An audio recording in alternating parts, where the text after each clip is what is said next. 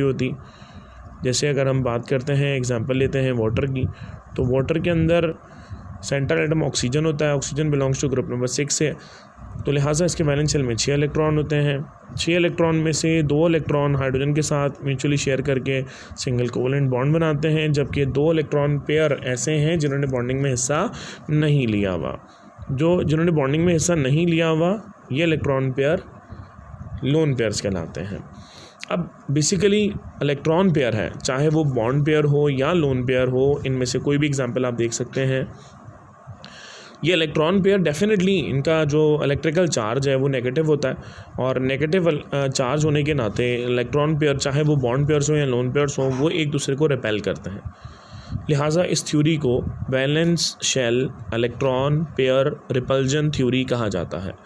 Valence shell electron pair repulsion theory में basically हम shape को एक्सप्लेन कर रहे हैं, और शेप का ताल्लुक किसी भी सेंट्रल एटम के अराउंड मौजूद इलेक्ट्रॉन पेयर्स पर होता है।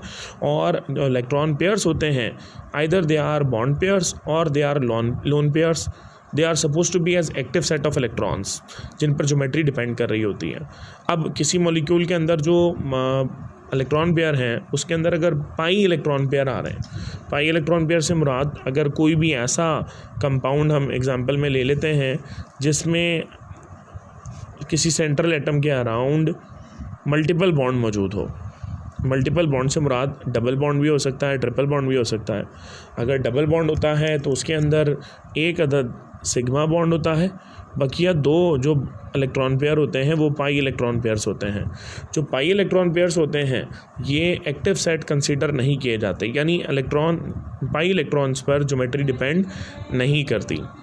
हाँ, अलबत्ता जो बॉन्ड पेयर्स हैं, चाहे वो लोन पेयर्स हैं, अगर वो सिग्मा बॉन्ड पेयर हैं तो ज्योमेट्री उन पर डिपेंड करेगी।